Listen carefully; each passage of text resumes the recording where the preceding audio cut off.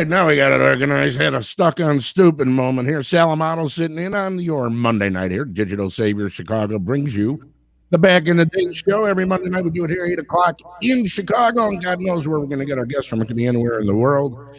And don't forget, visit digitalsaviorschicago.com. You got video, you got whatever you got, man. You got audio tapes. You've got old film, digital cameras, whatever. We transfer it all. 815-556-2685. Or you can visit us online at digitalsaviorschicago.com. And there's our Facebook page.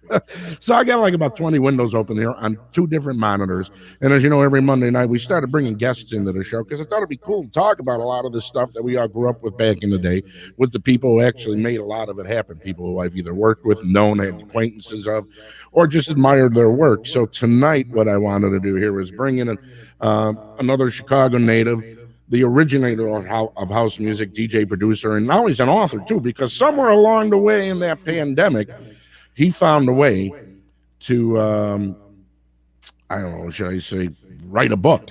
He's also an honorary inductee into the U.S. Dance Music Hall of Fame. Grew up on the South Side, living out west. Went to Kenwood, was there when I was at Whitney Young. He obviously graduated. They threw me out. Honors student, and a hell of a tennis player too. Go figure. And that's a rough sport. I don't care what anybody says. You watch people play tennis, anything coming at you at 110 miles an hour, it ain't easy to hit.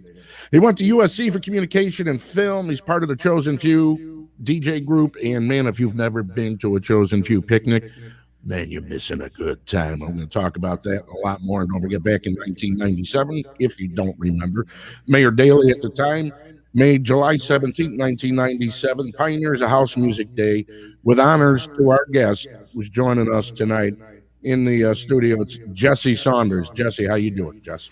I am great, man. That was a hell of an introduction. Yeah. And I'm getting an echo, and I got to do this so I don't get the echo and that. Like I said, I got so many windows open here trying to fix them all. I will kill this here and this. Don't need that. How you doing? I'm great. I can't complain at all. Everything is moving in the right direction. Just bought a new house and been celebrating my birthday for the first half of the month. Still got another half to go. Yeah, you're like about 14 now, right? Like 14, 15 all over again? Exactly. Well, when you were a kid, I mean, you were young, didn't you? You invested in the playground when you were like about 15, right? I wish I was that young. I was actually 20. Oh, were you that old? Oh my God. No kidding. I'd been around for a little while. Yeah, now Farley worked at the did Farley work at the playground? Yeah. Yeah, that's right. Because I remember a long time ago. Oh my God. So just let's talk about a couple things here. First and foremost, let me bring this into the screen because this is great. Here's Jesse Saunders' website. So if you haven't been to his website, it's jessesaunders.com. A lot of information here, Jess. A lot of stuff to talk about. A lot of things that you've accomplished through your years. But what I want to start off with is that first track. Well, On and On, right, was the first track you did. Yeah, that's back in the day for sure. So I'm doing a little research, right, and I see this pop up, and we'll talk about it here. Let me play it real quick for you here. Let me bring it in. Mock.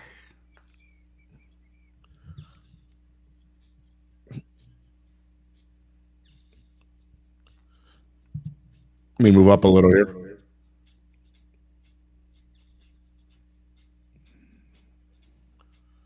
It's a trip because when you listen to that, Jesse, that's what you hear like Purple Sound Machine. They call it new disco today, right? Right. And that Old was disco. yeah.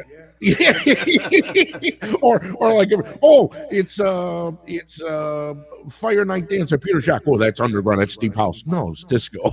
But back in the day, this was you had written and you talked about how your record got stolen and you just redid it, right? Yeah. Well, excuse me. That particular record that you saw posted, that Mock On and On, was actually the B-side of a record we got at Imports Etc. Or I'll correct myself. Wayne, my brother Wayne Williams got, because he always tells me, that was my record, whatever. I was like, okay, but I had it, I was playing it, so it was my record, right? So anyway, it was actually the B-side of a 15-minute continuous mix. And that was the first time, one of the first times we had ever heard like a mix actually on wax. So we would use it, when you got tired, I had to run to the bathroom, you throw that on and it would go through the mix and you had 15 minutes to mix and mingle or do whatever you needed to do. Well, everyone was playing that side who bought that record, but no one seemed to have found that B side and flipped it over. So one day I'm sitting at home and I said, you know what, let me see what's on this side. And that Space Invaders bass line came in there, that do do do do do do do, and I was just like, oh my God, this is great! I'm gonna start playing this. So I started playing, and no one knew what it was, because nobody had flipped it, and there are actually limited copies of it anyway, so not everyone had it. But so I started using it as a theme song. Well, whenever I went and played, from Da Vinci Manor to Chicago State to the Playground to Sawyer's to wherever we were, that was my first song. And Jesse Saunders is here, right? Because nobody had a theme song back in those days. I just took the liberty to have one myself. But at any rate, so I started playing that. And one day, I came back to the Playground, and some of my records were stolen. They were gone. And that was one of them. So I was just like, oh my God, what am I going to do? It's like, it's almost like now, not having a smartphone. If you leave your phone somewhere, you feel like you're naked, right? Yeah, so yeah. That's how I felt back then. Or you have a nervous breakdown and you freak out. Exactly. So I said, you know what? I had been like experimenting with my drum machine. I had an 808 that I was making tracks and kind of making segues into the different tempo. Because, we played so many different tempos back in those days, And it wasn't easy. And it wasn't easy. The beats were all over the place. Yeah. So I figured out a way to do tracks where I could pick up and speed up and slow down the tempo. And I could get from, something that's 100 BPM up to something that's 120 BPM, or even go up to 140 something with a new wave track or whatever it happened to be. And so I've been doing this all along. And Frank Sells over at Imports Etc. God bless it. God, I loved Frank. He was such a wonderful spirit, man. Yeah, God, it was I love amazing. him. Yes. So he comes to me one day because, he gave me all my records over there. He's like, play this and play, because whatever I played over there, people would rush the next day to the store to buy. Let me just remember how serious, for people who'd never experienced Frank. And I was in Imports. I started in 81, I think, or end of 80, 81. Frank would talk, you have to play this way. He was so serious. Dude, you could have put Rodney Dangerfield and Red Fox on their best day in front of him, and I don't think he would have cracked a smile in the middle of describing a record. Exactly. So he goes, Jesse, you're playing something that we have no idea what it is. And since I give you all your records, what's going on? Like, I had no idea, right? Because I just kind of do stuff on the fly. I don't pay attention to this day. I barely pay attention to who the artist is or what the title is or anything, right? I just know where it is and I go get it and I play it. It's all about the ear. Yeah. Yeah, it's all about my ear, So he said, well, can you make a tape or something, there, and we'll see if we can catch it on there. And that's exactly what happened. Played it in the store. Somebody identified it. And I was like, oh, that's my track, He's like, really? Can you get your hands on some copies of this? Because if you could do this, we could sell a shitload of these. And I was like, okay. Light bulb went over my head. I knew Vince. Vince's father had Mitch Ball Records, so I knew he knew how to press records. I picked his brain. We went over and saw Larry Sherman. I got 400 copies made, hot off the press. I took 200 to Imports Etc. They sold out in a couple of days, reordered, and the rest is history. That's how On and On became. Now, what did you get when you were selling them, Jess? What'd you get? Do you remember what you sold them? Right, what you sold them to Paul for at Imports? Well, let me tell you, being young and naive, both of us, I was 20 and 21, and Vince was 20 at the time, and we saw in the stores that records were selling for $3.99. And we thought to ourselves, well, why did they do 99 and just put the penny on there and make it even $4? So we were selling them to Paul and every other record store for $4, not understanding or knowing that they had to actually mark it up to Yeah, make you some didn't. money on it. Right, So right. here you have this 12-inch in there above all others that's $6.99, and the other ones are $3.99. And it So that wasn't was an amazing. import; it was domestic. Exactly, and they God. sold out so fast. They sold so fast, it was amazing. So when you had that, what was it? Dance Mania, right? Dance Mania was your thing, Yeah, right? I did Dance Mania in '86, right before I moved to LA. I turned that over to Ray Barney. Yeah, and for people who don't know Ray, he did a lot of pressing because I did some pressing with Ray on certain things too back in the day. Hmm. And what was he? Ogden and Central Park, right, where the store was? Yep, Yeah, right on the right corner on there. Ogden. That's Yeah, right. God, good times, boy. Go there and then go grab something to eat in Little Village. Go because I was over at WCYC for a period of time too, so I'd stop over there and then we go to CYC. Go to Hmm. a friend of ours, his family owned the store. Knock out a couple burritos, nice little tamale. There you go. Get yourself a good 8,000, 9,000 calories, and carry 400 records around with you. All right. Good So old days. when you were, what was the original chosen few DJs? Well, you guys it started in 70, what, 77, 78 when. Well, Wayne initially started the Chosen Few. It wasn't the Chosen Few DJs or Mm, Chosen Few Disco Corporation or anything like that yet. It was just the Chosen Few. He started that with Batman. You know, everybody remember wow. Batman. Jeez. And then Jamie Shelton, who drew all the flyers back in the day.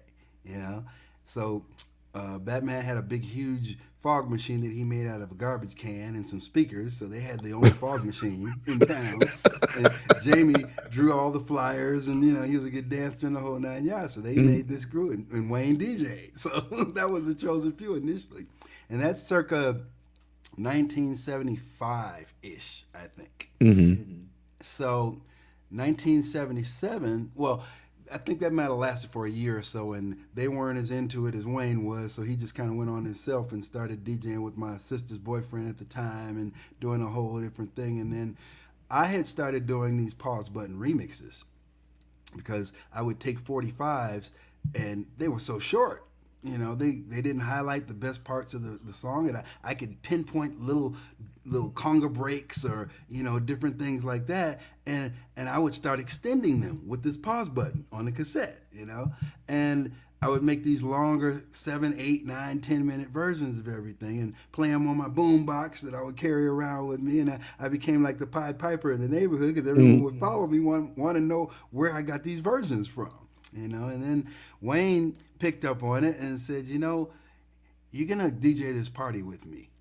Get all your tapes together, blah blah blah. And I'm just like, I don't know about that because I was a really shy kid, and I could sit in my bedroom or my mother's living room, which is basically where I did everything, mm-hmm. and pause button to death all day long. But actually play it in front of somebody, oh no, that wasn't happening. So we ended up doing this party for an organization called the Doctors. It was a dance group. Back in Mendel High School, they had all these different dance groups from all the kinds of Mm-hmm. schools and everything. They would battle each other in the whole nine yards. And, there were 2,000 kids every Saturday at Mendel back in those days. And the Doctors were like the prominent group there.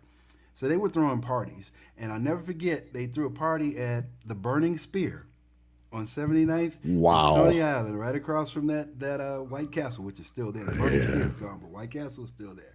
And as a matter of fact, if you're familiar with Dr. Derelict, which is Wayne Williams, Mm-hmm. that's where he got his name from because we called that White Castle Derelict Row. All the winos and everybody would come up there, and he'd end up having a conversation with him. So we used to call him Kirk Townsend, and every Herb Bertha would call him Dr. Derelict. It's amazing where all the names for one guy did Right. 9 songs or 10 different names. Exactly. So yeah, the Burning Spear was the first party that I ever DJ'd, and that was in 1977. What'd you use? Do you remember what you were using? What was your mixer? Jeez, I don't know. Clubman. Remember Was we it had a Clubman? No kidding. Yeah, we Yeah. had a Clubman, a 2-channel Clubman, and belt-driven Techniques turntables. Yeah. Were they matching turntables or not? Yeah, they actually Yeah. were because my Yeah. mom bought them. Yeah. I was a peasant. I had a BSR McDonald turntable in 78. Yeah. And then I had a Sherwood amp with Phono 1, Phono 2. Phono 1, I remember that too. And Yeah. I figured out if you could just get the Phono 1 and Phono 2 right in between with the other turntable, you could get a flange out of it. And I recorded it on a cassette and ran about 6 blocks in the dead of winter to a friend of mine's house. I said, listen to this. There's that phasing stuff. We Right. were just blown away by that. And then I got a Newmark. Did you buy your first mixer too? No, Wayne actually did. Did he? Yeah, Wayne had all the equipment back in those days, and then eventually I had my mother buy me some. Yeah. Yeah, I had to. I worked at a grocery store. I didn't work. I just signed in, and I was able to get enough money. I bought mine at Music Craft. Remember Music Craft back in Oh the day? yeah, I remember Music Craft. Yeah, Music Craft. And there was what else was there?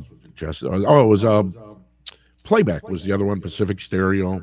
Pacific Those are all, Stereo. yeah, Oh those are yeah. all the chains. God. So now we're getting in '82. How'd you wind up actually even deciding you wanted to do music, Justin? Was it because you were in school? I mean, you were doing tennis. You're a computer geek. I just, you're very young, and the computers inspire. We were like, ooh, You know what's amazing? I always like to tell this story. The whole computer thing when I was a kid in grade school, right? mm, Computers were as big as your room behind you, yeah, with these punch cards with the punch holes and stuff, yeah, right? And that was state of the art back then. Who in the world knew that we'd have a computer in our phone, and this small within the next 30, 40 years, yeah. The only one who knew was Star Trek. They're the only ones. Remember those floppies, the big Oh floppies yeah. before the fives? Those big. Oh Oh my yeah. God. See, when I got online, I think it was 9600 baud modems, and I had a 286. Remember, there was the SXs, and then there were the DXs. I mean, DX, yeah. because I don't consider Commodore a real computer because it was like an hour long. Remember, you had to load the operating system on the cassette. Yeah. So I consider those toys. I consider my first real computer the Packard Bell. I had Packard Bell, yeah. the SX, the sucks. It was Packard Bell 286 SX versus the DX, Right. and I I used remember to. our first computer at Just Say Records when we started in January of 1984 was a Commodore. Was there? Well, yeah, because there was really you didn't have much else. You had the Amiga, right? There were Yeah. Amigas, a couple. Did you have an inventory program too, Jess? When you were doing that, did you have an Yeah, we inventory? did. Don't ask me what it was, but we had one. Yeah, I had one made, dude, because I couldn't find one good enough. So I had one made for myself when I was doing that. And it's amazing when you look back. When you look, do you still have any of your old printouts or any of your old dot Man, I don't have matrix any stuff? of that stuff. I've Yeah, moved around so much and put things in storage and sold it or lost it or whatever. I have no idea. yeah, me too, Jeff. I mean, I have it all up here, you know, Exactly. and that's why sometimes I go online just to look for what I lost. You know, Right. so I got when Tony Latoy was running the rib, right, and I'm at the rib on a Sunday night, and I come out Mm. and my car's gone, my Riata's gone. I had just bought a brand new Buick Riata, gone. Oh wow. My Anaconda snake zipper, I had a Mark Buchanan blue, gone. So now I jump online every now and then to see if I can find a Riata that's in the same exact shape, and if I can find myself one of them blue Anaconda snake jackets that I had back then, because I find most of everything I've lost online now. So that's one of the benefits of it all. So let me talk about your book, Jesse, because I in the middle of obviously you started writing it a while ago. So let's talk about the book in their own words, which is available on Amazon, by the way, as you can see on So the screen. definitely, we were actually number one on Amazon for about 17 weeks when it came out last June. Mhm. But let's go back even a little bit further just to set up in their own words. My Okay, very first book was House Music: The Real Story, right. and I did that in 1999. Mhm. The first edition. It was actually a tribute to my mother. I had been gathering info. Back in the day, I think I talked to you. I definitely talked to Rocky and everybody else about our small story, because at that time it had only been maybe 12, 13 years, 14 years or so. And I had all this information. And I wanted to find a writer to help me write it, but everyone that I talked to wanted to write the story their way, and I'm like, no, this is my story. I'm writing it my way. Mhm. So I ended up just sitting on it for a while, and then when my mom passed away back then, I felt that it was the best way to give a tribute to her was to tell this story and all that she did for me, because my mom was my investor. She was my confidant, my consultant, my everything. I owe it all to her for that. So I wrote that book in about 30 days. I sat down and just wrote it. Well, right off the And top of your head too, because you knew it, you yeah, lived it, so yeah, you lived it, right? yeah, exactly. And put it out, self-published it. I remember the first person to buy a copy of it, believe it or not, was Frankie Knuckles. Hmm. Yeah. And I have a quote from him right on the front. You can't see it. It's that little gold writing on there that basically says that the first record was On, and the biggest house record at the time was Love Can't Turn Around, kind of thing, or whatever, right? So, yeah, Funk You Up came later on.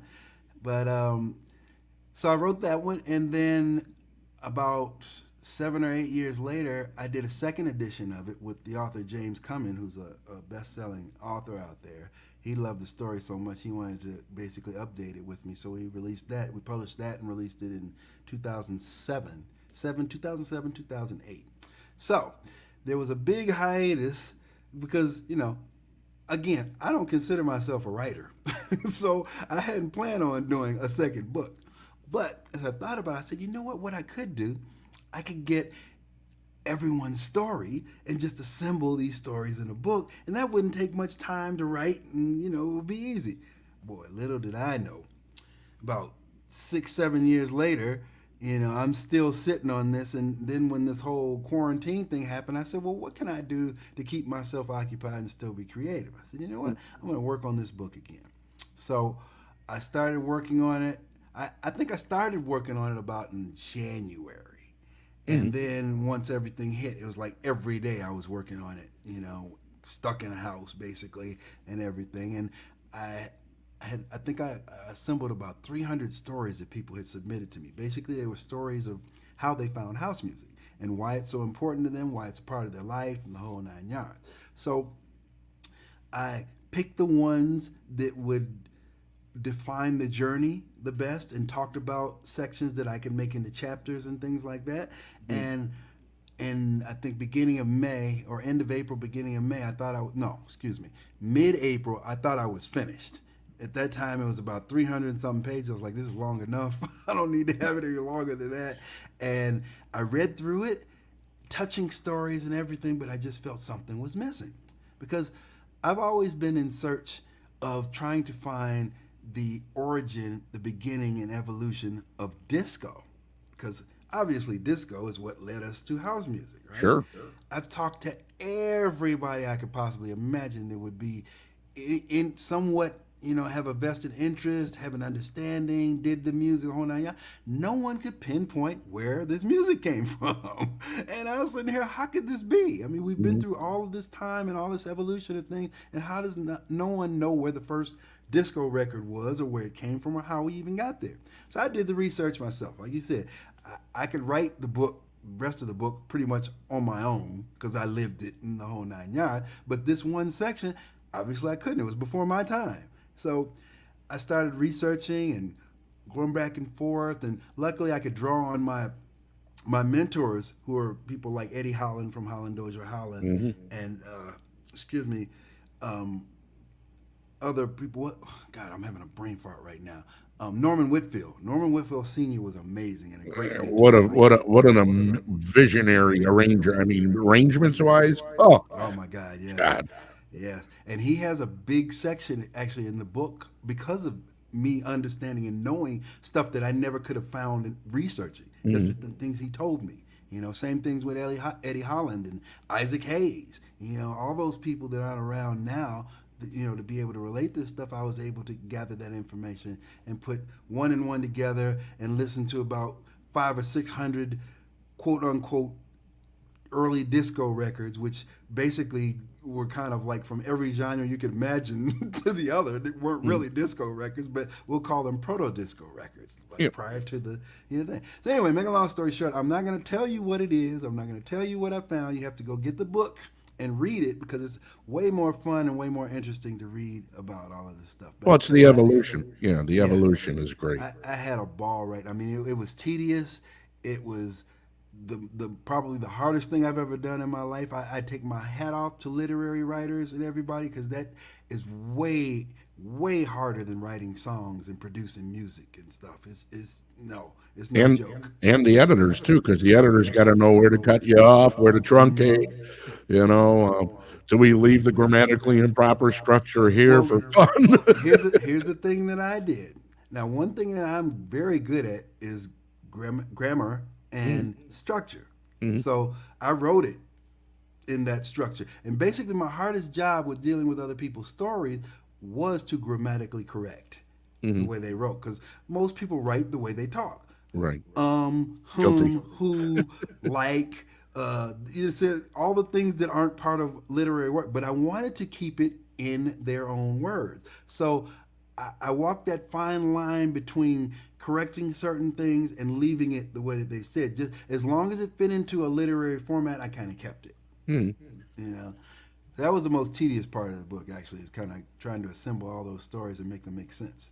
You know, we a little bit earlier, DJ Wild Bill had said, you know, funk you up. Remember, Jesse? I don't know, maybe about a year and a half ago, I sent you a text with a picture. There was a radio station here in Chicago, which would have been is the equivalent. I mean, they play everything from BJ Thomas to to Isaac Hayes to the Carpenters, and out of nowhere on a Saturday night, all of a sudden, here comes Funk You Up. And I sent you that text with the picture, and it was a little Right. glow in the dark picture. He said, "Even look, he even got play over there." I, Yeah. I guess Bill's got a book he's going to I'll eventually want sign it to. for you, Bill. Yeah. Don't worry. Um, you know the when you wrote the book, and you and I had talked about this. We've talked about this on and off through the years about house music and perceptions, and that it was definitely you know, it's ironic, Jesse, when you think about it. Disco died in Chicago, and dance music was reborn here. Aside from the b-boy sound, you know, which Arthur Baker had in New York, and them guys were doing in New York and hip hop, um, dance music's resurgence via house was reborn in the same city that killed disco, for all intents and purposes. I have a little aside for you, and this Go ahead. pertains to the "It's Okay" release, which I know we're going to get to later on, but it's perfect for this piece that we're going into. There is a one of the remixes of "It's Okay" 2021 remixes is called the Left Coast Hustle remix. It's from Scotty Soul out of Portland, but pretty much honed his skills and craft on the beaches in Hawaii, of which I played many a sunset and early morning beach party there. That's one of my favorite places to play.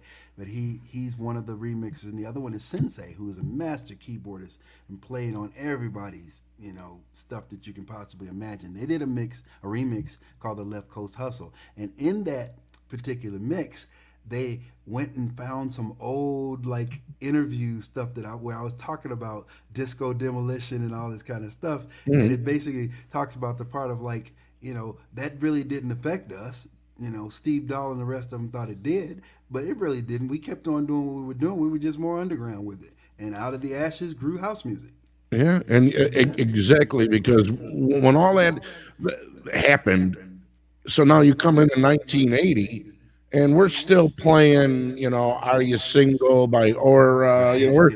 Yeah, that was we the jam. yeah, it was a jam, man. And what I think the guy they were from here, from originally. I think Aura was from here, from what I remember. And then they became Deja Vu, and then they had a track when they signed to Virgin in like '87. Some weird shit happened. Oops, sorry, dollar in the swear jar. Um, but yeah, Can we 80, swear on this show?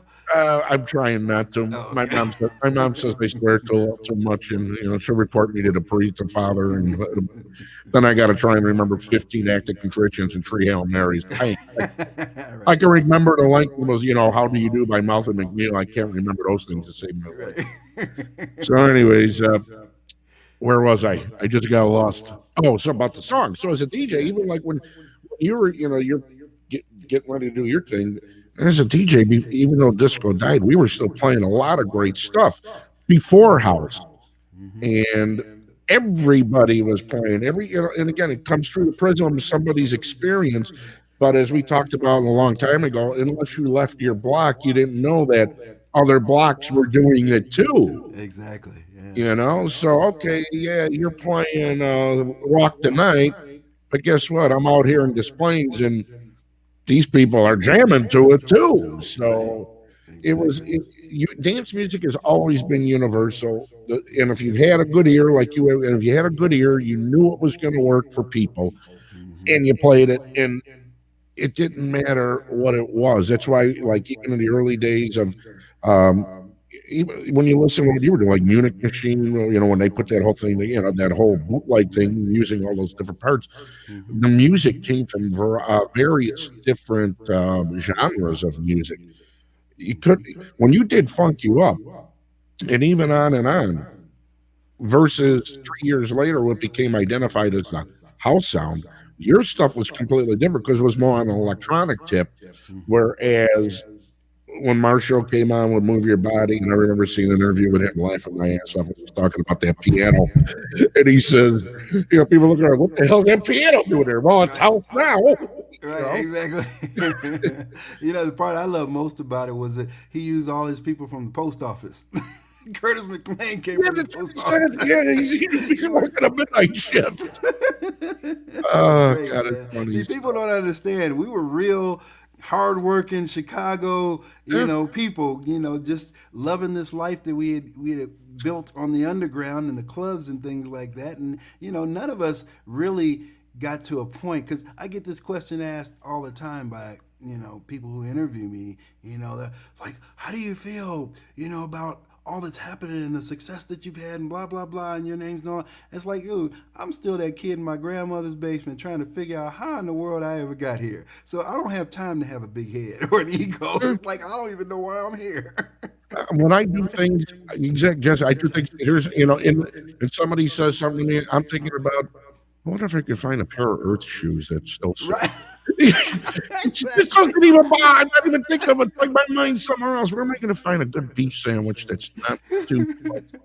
Yeah, that's right. Thanks. All right. You don't think like that because we're pretty self-centered people. And when you see those interviews with you back in the day, and Vince, and oh my God, Yeah.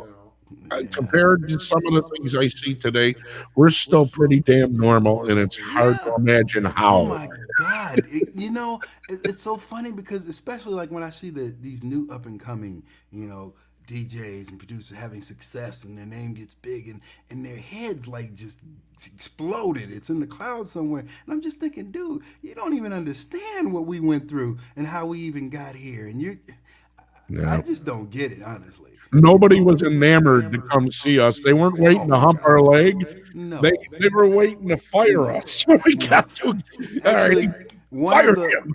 one of the verses that I was telling you about where they sample actually talks about that, because like when I started out DJing, we were in a closet in the back somewhere playing for 8 hours for like $50 if we were lucky, and nobody cared. All they did was come back there to ask for a request.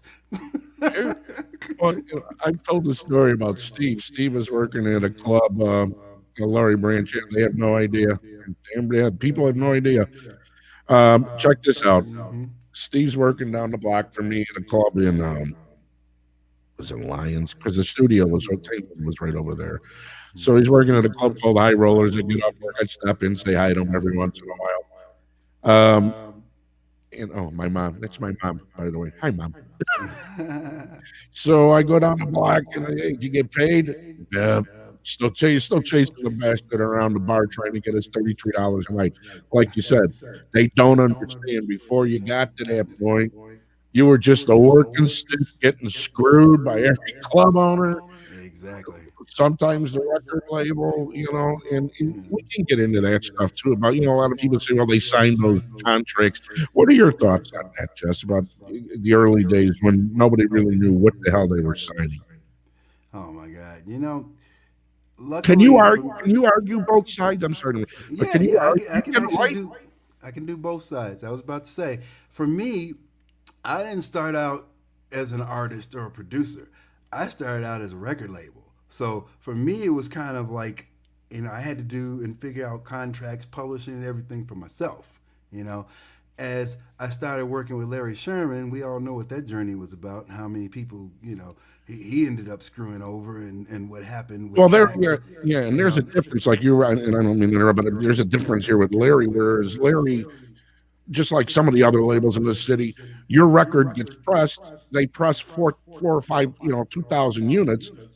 Then they go license your record, and for $100,000 overseas, you didn't know about it, so you got no dough out of it. Then they go press another 10,000 units, sell them out the back door, and you'd never know about it Oh either. yeah, well we all know that Larry Sherman was famous for. As a matter of fact, one of the things that I found was like amazing. I used to tell people all the time. I was like, shoot, Thriller sold all those millions of copy, and Larry probably sold 10% of those by himself. He was using that old ground up vinyl and making copies of Thriller and selling them to They were like, distributors for like $1. yeah, they were like potato chips. Those were the only records that would blow a bass cabinet just like dropping a needle on it. It was like a wave. Right. You could get on that thing with a surfboard, man, right to the Right. West Coast. They were brutal. Exactly. Ah, Exactly. And that's our legacy. yeah, Those great hits with all the snap crackle pop in them back in the day. recycled vinyl. Recycled vinyl. He would punch the hole out of an old record, grind it up, and reuse it. Dangerous. Just So getting back to that. So when I first started and I went into Larry, obviously I had my own label. So he just pressed record. And he had no idea what the heck we were doing. Vince and I walk in there and he's like, who are these two little black kids asking for all these copies of records? And they're not even looking for 45s. They're looking for these 12-inch long play things. It's like, what are you guys doing with these records? And, again, we're young and naive. Oh, we take them over to Loop Records and Imports, and we told them the whole thing. So next thing, so what I'm gonna do is I'll just press some, I'll give them to you, and you don't even have to pay for it anymore. Little did we know that he was selling them behind our backs, to a lot of these people. So when we call for orders again, and like their big order that used to be at least 50 or 100 copies ended up being like 25 copies because they were getting 75 from Larry.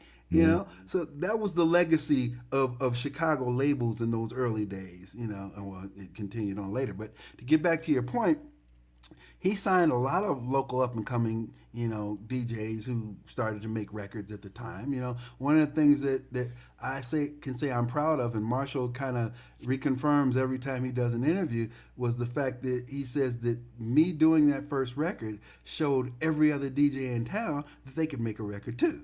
And that's what the house music revolution was all about. It was like people taking a leap and understanding that, hey, I've seen it done, I can do it myself. Let me start my own career. So that's really the foundation of where house music starts. But yeah, I saw many people come in there. He'd flip them a little contract. They didn't know they were signing everything away. He'd give them $100 and say, they were happy to get $100. Yeah. They had no idea that this stuff was going to unique distributors in New York, across Right. the pond to London, and Watts. all over the place. Yep. Yeah. Yep. No one knew any of that. And, now there's actually a lawsuit against Trax, and, 40 years later, but there's a lawsuit against Trax basically for them to try to recover all of their masters and, money that's owed them. Yeah, and a lot of there's a lot of artists who have signed deals who own their own, because you own your own masters and your own stuff. Oh, yeah. And there's other I kept my masters, every single one, and all my publishing. yeah. Well, speaking of when we were talking about other artists, there are other lawsuits and there are other artists, Chicago artists, who are in the midst of lawsuits with other labels and getting their publishing, getting what's due to them. 40 years ago they're fighting, but now because you're a lot wiser, now okay, let me go get it. But look, the Geffen deal that came along for you. Let's talk about that Geffen deal. Well, I had been running Just Say for about 2.5 years at that point. We had put out, my original On and On, Dr. Derelict Undercover, Funk You Up, Jesse's Gang, Real Love. Now, in between Funk You Up and Real Love, there's actually a little gap that a lot of people may not know of, because at that point, I was still churning out records, but they weren't coming out on Just Say. And what had happened was Larry, again, came to me and said, we need to form a label for all these tracks you're doing that will, we can highlight that and we can do them under all these different kinds of names. So I ended up making up names like The Force, which is what It's Okay is. It's Okay. Yep. And Fresh, the Dum Dum Dum Dum. EPs, and Gwendolyn, all that kind of stuff. We just kept making names. And the first release on tracks was actually Lanois, Wanna Dance. Mm-hmm. So that marked that, and so people understand, Trax was a joint venture between myself and Larry. Now, was that Precision? That was Precision, right? Precision was his label. Oh, that But was his. Trax Okay. was actually a joint venture between he and I to do all of these Trax records. And of course, Vince was there, and Vince actually drew all the label copies back then and did everything. And he was a part of that think tank and putting all that stuff together. But I left around in '86 because I signed a Geffen deal, and Hmm. it actually happened. If you remember Choice Picks, remember Yeah. that? Yeah. Yeah, Peter put that on, and he had all Wow. these different clubs and venues and whatnot for showcases for all these different artists from rock to R&B or whatever. And it Jesus. just Wow. happens that at the time I'm a local celebrity and so on and so forth. So he wanted me to mix and mingle with the A&R people and so on and so forth. So I'm talking to people, and this one particular girl, Teresa Ensenat, was like really cool. She's from Geffen, and we ended up like just talking and whatnot. And I said to her one, I said, "Well, what do you think about someone who's been able to independently sell tens of thousands of records, dominate the charts in Chicago, and be all over radio?" She's like, "Where are they? I want to sign them right now." I said, "You're looking at them." So that's how I got the deal with Mhm. Geffen. Wow. And Geffen, what was Bang Orchestra? Was that Vince's? Vince's was Bang Orchestra, right? Vince's was Bang Orchestra. We ended up getting, because Vince was the spokesperson, the mouth Yes. back then. So I went to Vince. I said, "Hey, listen, I got this girl over at Geffen. She wants to sign it. Go over there and close the deal." So he went over there, talked to her, and talked himself into a deal too. So we ended up having a production deal for 2 acts. Yeah, that was sample that, right? Yeah, because Yeah, that came yeah. through the pool. Just and I said, "Oh, look at that! You got Hmm. a major label deal. Way to go!" I remember we got a service. That's great.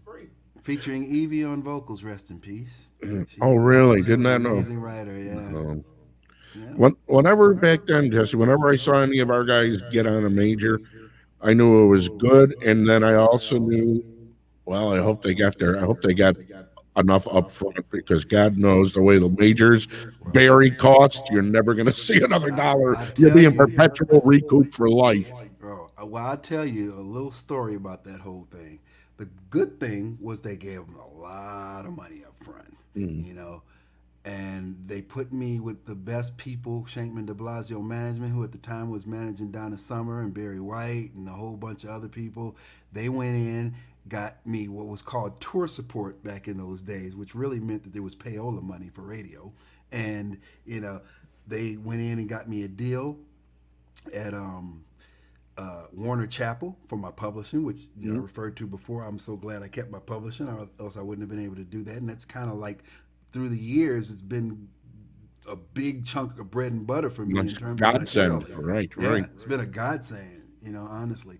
And especially like through the pandemic, the one thing I count on was every quarter I'm getting my royalties. Mm. So, and even though they've diminished a bunch from what they used to be because of how music is put out there and bought now and streamed, it's still when you open up that mailbox or you look in your bank account and you see that they put that money in your account, it's an amazing day. Yeah. So anyway, make a long story short, so when I got out there, and we got all of the our budgets, and I used to meet with David Geffen and Eddie Rosenblatt, Eddie Rosenblatt was the president at the time. I used to meet with them a lot, and because this was something new for them. They were great, with the Eagles and Don Henley and all those great rock and roll iconic classic rock guys, and that's what the label was built on, Mhm. right? So they didn't even know what house music was. A lot of people didn't know what house music was in those days because it was the early days, It's still right? early. Sure, sure. Yeah. So they would try to pick my brain and ask me, "What do you do, and how does this happen, and how were you able to do this, and blah blah blah." And I just relished in the fact that here I am sitting up here with David Geffen. Yeah. It's like wow. And Yeah. I have a lot of those kind of moments throughout my career. As I said, I talked about Eddie Holland of Holland Dozier Holland. I would sit in his office for days and days on him because he had me actually reproducing a lot of old masters and stuff that he had. Like he Mhm. had a Mavis Staples album that had never been released, so he had me redo that.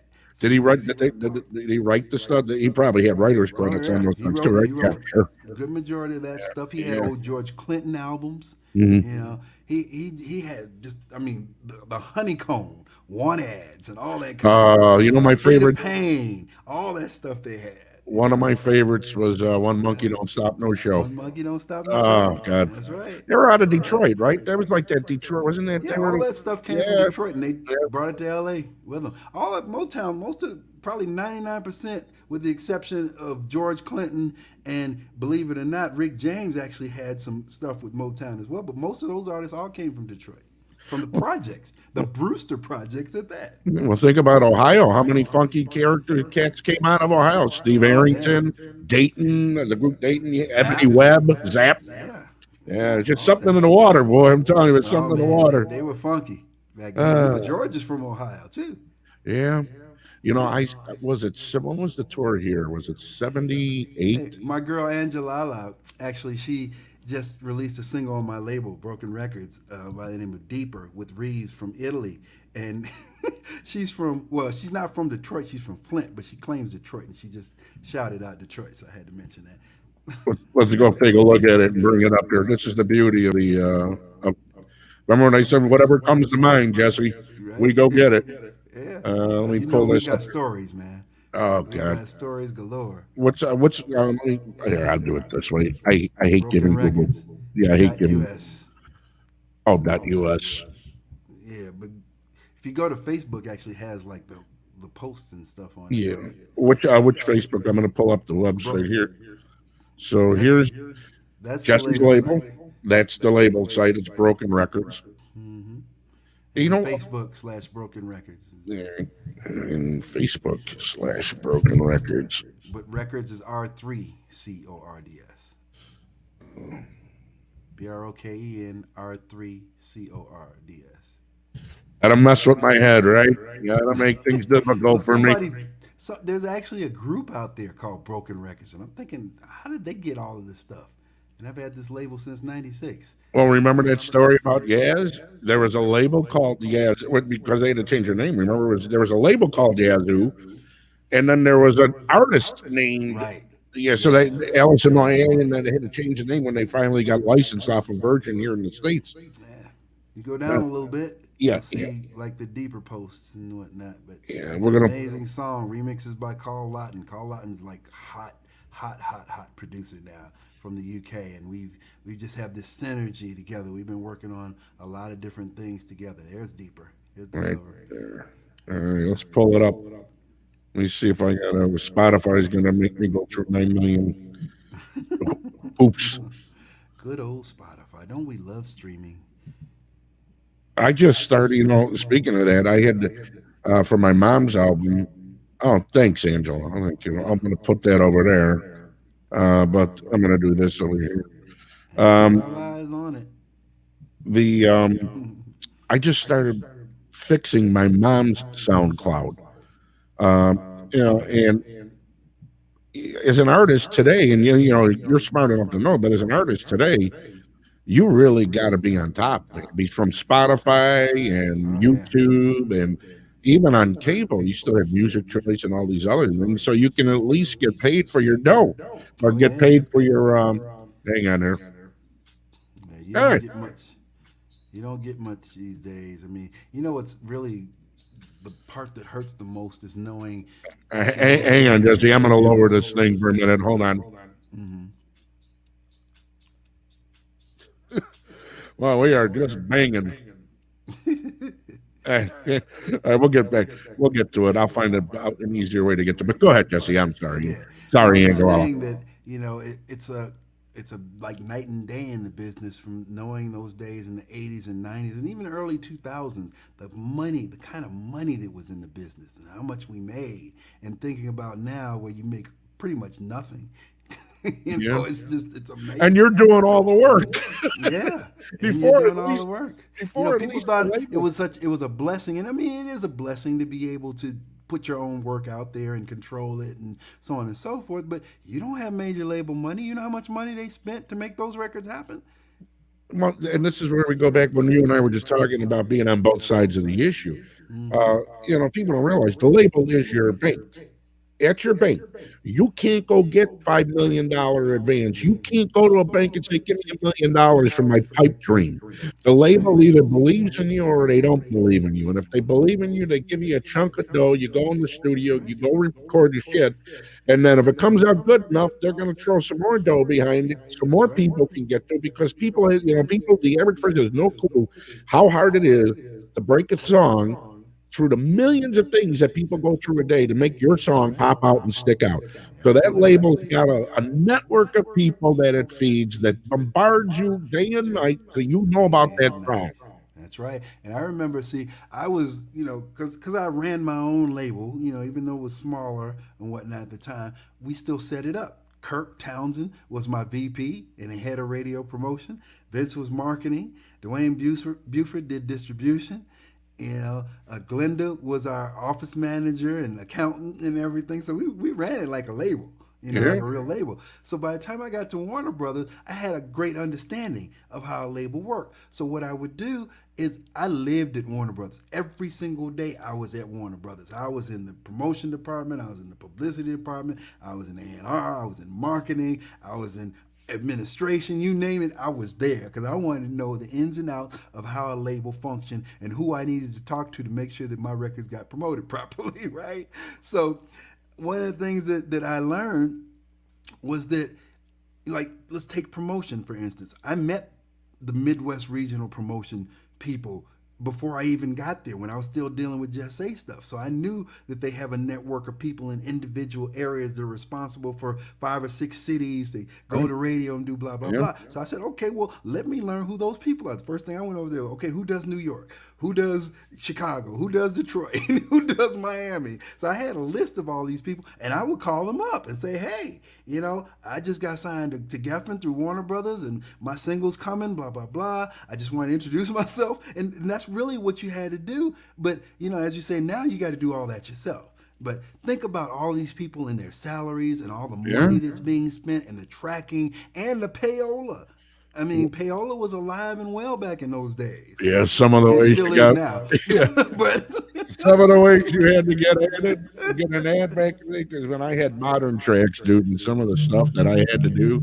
Oh my God! And speaking of payola, another person that was a mentor of mine, and I had a lot of conversations with, was Joe Iskra. Oh. The Joe story. and I made a lot of stories. Money. Yeah. I know he made a lot. He after he got out of jail, because for those of you who don't know, you can look Joe Iskra up. He actually got indicted for the whole payola thing. That was MCA. Mm-hmm. Yep. And when he got out of jail, he was managing Rick James at the time, and Rick got out of jail himself, basically right around the same time. And I ended up doing his single on Warner Brothers. He had out for that album. It was called "Turn It Out." But to make a long story short, Joe put me on every single project that he had, because the first day he called me in his office, and you think, oh my God, here's this guy, the Godfather. And yeah. I was like, what am I doing? Where am I going? Mm-hmm. So am I coming out of this meeting? Right, exactly. And he's sitting up here telling me, stories about this and that. And he said, okay, well, I'm going to get to the point right now. I'm going to make you a lot of money. And I was thinking, like, okay, I can do it a lot of money, but is it going to be legal? Yeah. Am I going to be thrown in jail? Am I going to have 6 good years and on that? Right. Exactly. So he tells me, he's like, no, totally legit. I've got all these people that want to just give me money. A lot of them just have aspirations to be artists or to put a single or a song out or whatever, and they're willing to pay whatever I tell them to do it. So this is what we're going to do. He said, I'm going to give you a list of certain people or whatever, and they're going to bring you X amount. I'm not even going to tell you how much money it was, but it was ridiculous money. They're going to come and bring you X amount of dollars. You're going to take half, and you're going to give me the other half. And that's what we did for years. Yeah. So Ahmet Erdogan used to say that there's the music industry, and then there's the business of music. Exactly. And they're two completely different things. Completely different. And that's the one thing that, because I don't know if you know, but I started the music business seminars. I remember in the late 80s, early 90s with BMI and ASCAP. Yep. And I used to bring in people from all different facets of the business, managers, top artists, talent agents, A&R, you name it, just to try to school people as to what this whole thing is about and what you need to know in order to navigate it properly. Because so many people got caught up because they think, oh, I'm the shit and they need me. It's like, no, they don't need you. You're a commodity. You're just another pair of shoes, man. Exactly. If it's not you, it's going to be the next person down the line. So, A lot of people got their feelings hurt that way, but I did that because I wanted to educate. And the first thing I tell people is you have to understand that this is not the music business. This is the business of music. And if you don't treat it as such, you are going to be washed up, spun around, and kicked out and spit out. Yeah, and the only person you wind up getting the blame is yourself, because Exactly. you don't get to lean on the crutch in this industry as well. I'm the artist. No, Yeah. it's your Yeah. that's your work. You go to work. You should know your industry. Learn your industry. There was a great article I was reading about the Stones when Hmm. they were at the end of their run, right? So you're coming up with see, Start Me Up. That was the last album, I believe, that they did on Atlantic. So Mick Jagger goes to lunch with Ahmet Ertegun. And he says, "Look, man, I'm getting a I'm getting a big chunk of money thrown at me by Virgin. Um, I don't, can you match the offer?" Ahmet Ertegun said, "This will be the last time we probably have dinner, and this will probably be your last big album. And if I were you, I would take every dollar you can get from Richard Yeah. Branson, because Hmm. I think your best days are behind you."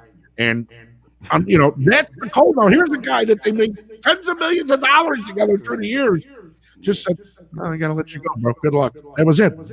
And he was right. Ahmet was right, because Under Cover of the Night didn't go anywhere. Then you get to 86, and Mick Jagger does a solo project, goes nowhere.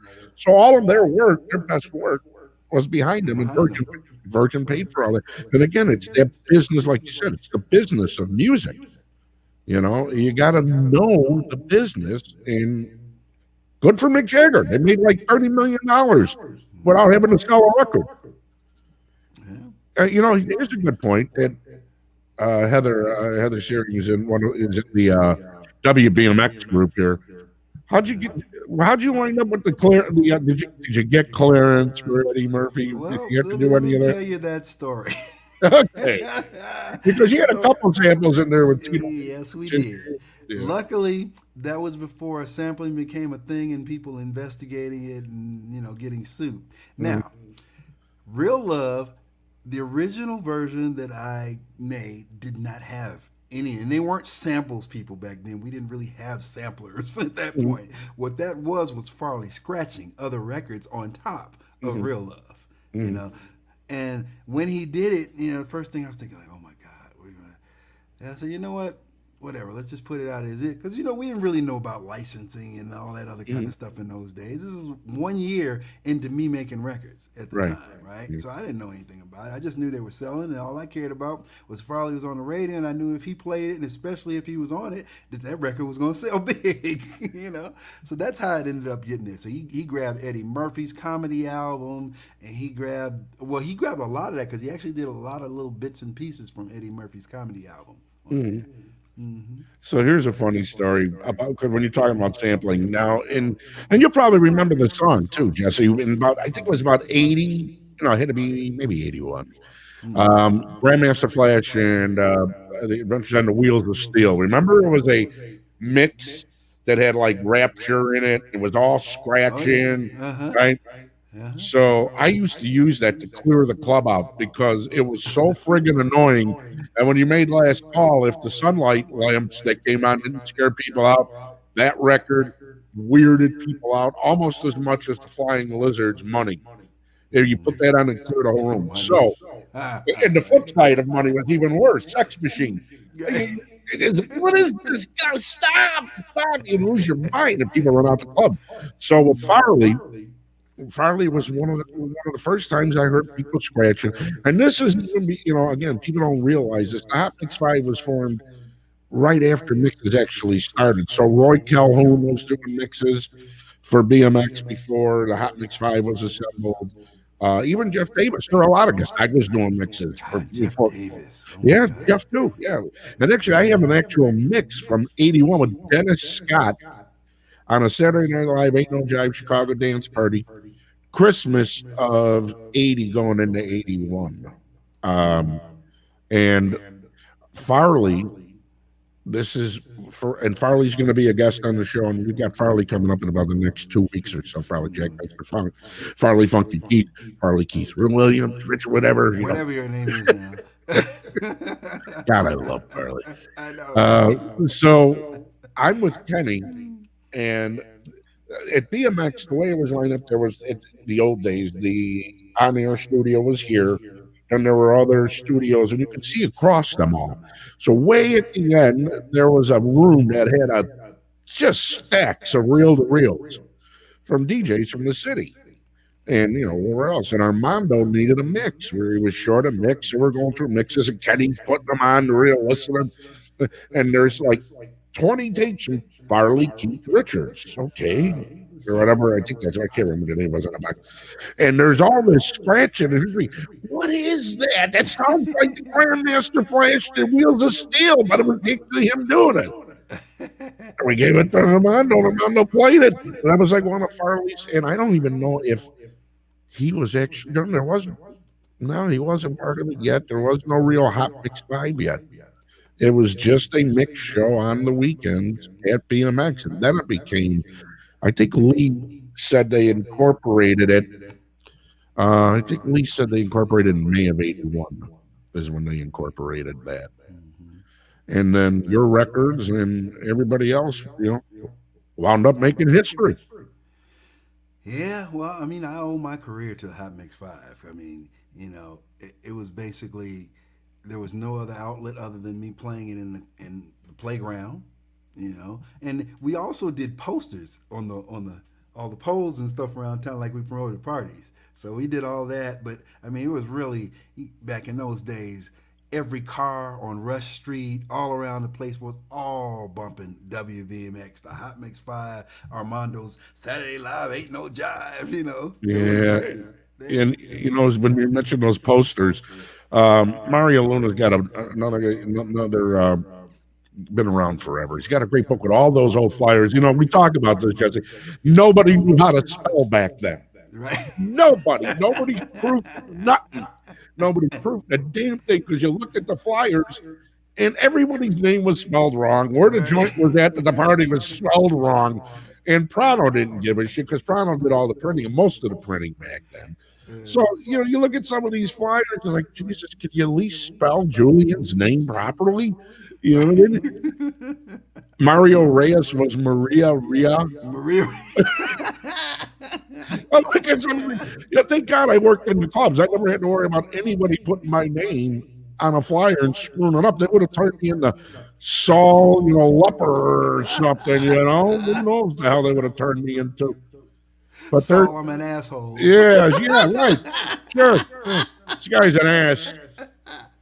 Oh my God, yeah. That was the beauty of it too, though, is it was just a free for all. We did whatever we wanted to do. Nobody bothered us. We didn't have to worry about curfews, licenses, anything. We go till the next day or through a few days if we wanted to. Now there's so many ordinances and laws and everything. It's just crazy. Yeah. You see remember that antenna, right? You see that in the screen?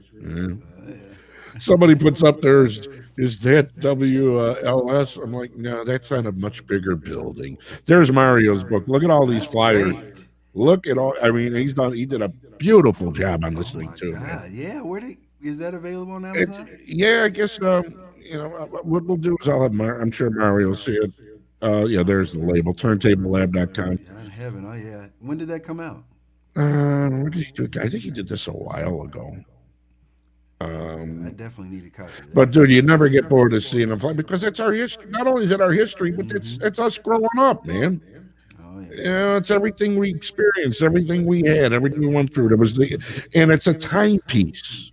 It tells you exactly. You see a flyer from 1982, immediately you're thinking Mama used to say, immediately Surge Out in the Night comes to your head. Immediately those songs pop into your head. Or some girl, whatever. Well, yeah, there were always girls. Yeah. That was why we went to the parties in the first place. Yeah, and that was the beauty of the 15-minute version of a song. Mm-hmm. Some guys only needed a minute, some guys needed 10, depended. But yeah, it's a great. It's in a WBMX group, which is growing by leaps and bounds. Jesse, really is. I mean, I'm adding a couple hundred people, and to be honest with you, I've been so busy. I'm so tight. On Monday's my peace day, my peaceful day, where I get a day to myself. And God forbid, should I have a day to myself, I decided to do this. But because I truly enjoy this, because I love you, I love anybody that I bring on the show. I have a special place in my heart because there's great memories Oh yeah. tied to it from back in the day. Oh So yeah. Monday, it's great to be able to share these stories with people who might not know them, might not have a recollection. Mhm. But on Mondays, it's great to be able to do this. It really is. Oh yeah, I love it. I mean, my entire life is my career pretty much because I started, very young in this business, and for 40 years, it's been my life. One of the things that I always tell people is even in high school, your yearbook, you write in the book like what you did that year, what you plan to do, especially if you're a senior. What are your aspirations, right? So I Mhm. remember writing in the back of my yearbook that I never wanted to have a 9 to 5 and I wanted to be the world's greatest DJ. They're bigger than Motown, right? Wasn't it going to be as big as Motown and Next Empire, right? Oh, Yeah, that was the ABC Channel 7 interview when yeah, they asked yeah. me where do I see Just Say Records going, or what would I like to see happen, and I said I want to be the next Motown. Well, it's Jesse, you aim so high. This way, if you fall short, you still want to. You always tell people, don't aim low so you can't miss. Aim way beyond what anybody would think, because you're going to reach higher than you would if you aim low. Hmm. It's a lot of work. What you've gone through your career, it's been a lot of work. There's a lot of traveling, a lot of good stuff, a lot of bad stuff. People have no idea how much shit you go through as an Oh my artist God. if your life Yeah. is the art, you Yeah. know. You know what? People ask me, "Oh, it must be great. You get to travel the world and experience like you just don't understand. That traveling is the most stressful thing you can possibly imagine. All I'm ever trying to do is find food and go to sleep. I Yeah. care less about anything else because it's like you just getting on, you're standing in lines, you're on a plane for 15, 16, 20 hours, depending on where you're Where going. you And going? for me, I'm not one to like just want to hang out there. So I go over there to work and I come right back. So I can literally leave on Thursday, get there on Friday morning, trying to get some sleep. Then I know I got to do interviews. Then I got to play the gig.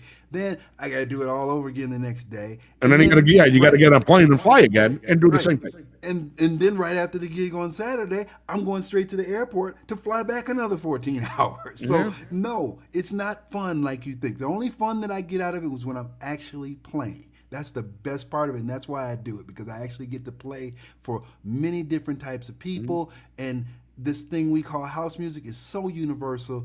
People ask me, well, what's it like playing for people in Greece or Turkey? I was like, same thing playing for people over here. They know Yeah. music just as well as we Yeah. do.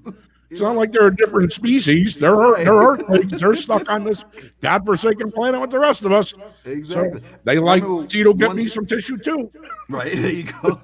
I remember one specific thing that like this actually blew my mind. Right, so I got booked to play a gig in Tel Aviv in Israel, and I had never been there before, and they're doing all this publicity and everything. I'm seeing stuff all the way back, and this is the early 2000s. I tell people it's like we've only had 20 years of this internet camaraderie, and even back in the early 2000s, it was nothing like it has been in the last Yeah, 5 or 10 years. people were just getting off. People were still on Yeah. dial up at that time. Exactly. So, it wasn't like there was a universal spread and understanding of this. I mean, what they learned, what they did, and what they felt was just the same organic things that we felt.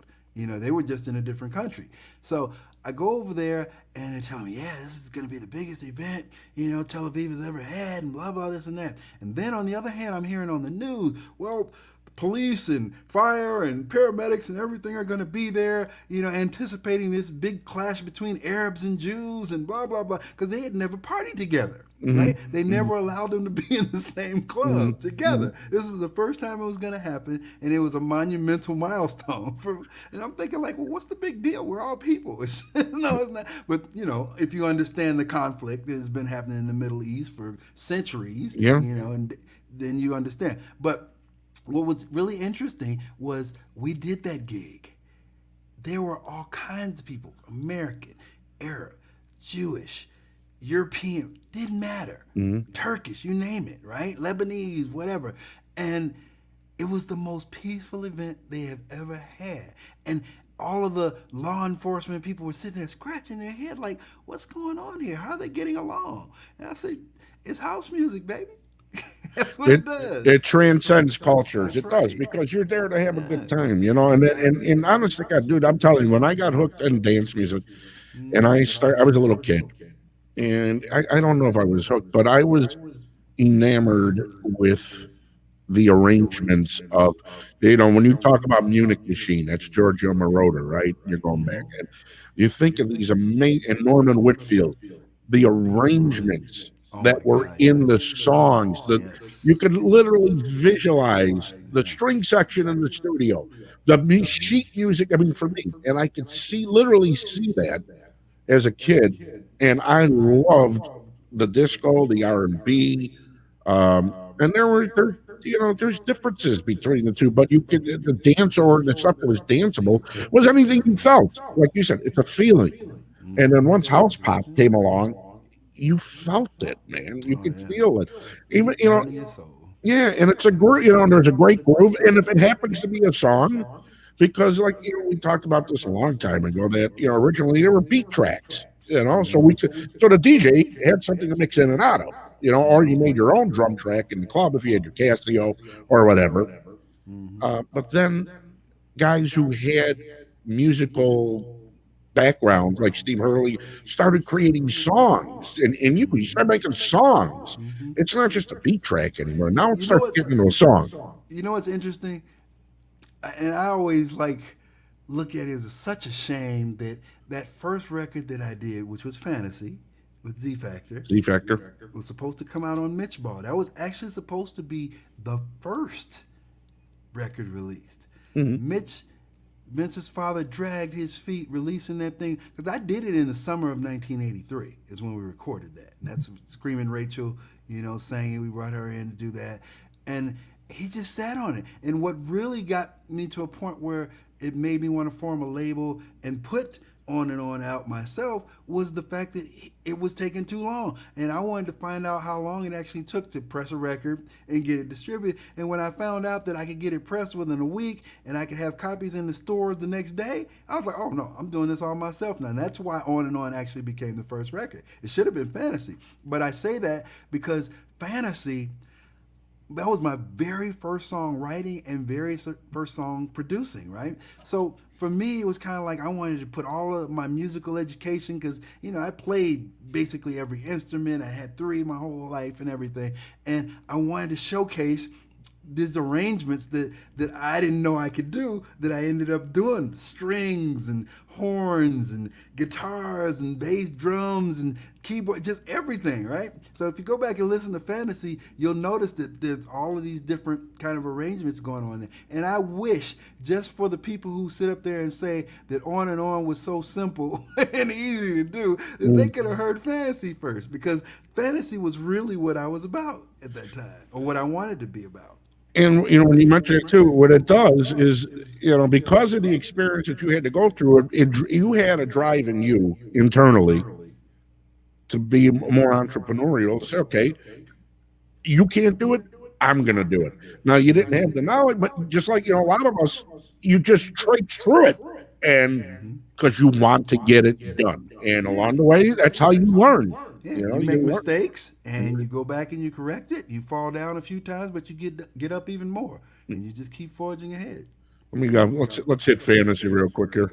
I'm going to help you make 0.00023 cents right now. I think it's 0.0023.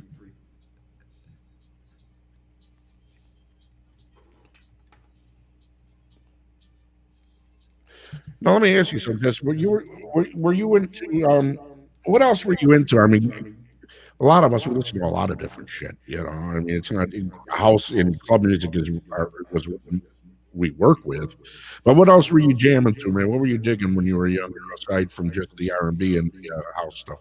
Well, initially I was a big loop head. I followed You Steve Bell too? on the loop. Yeah, Ah, huge, cool.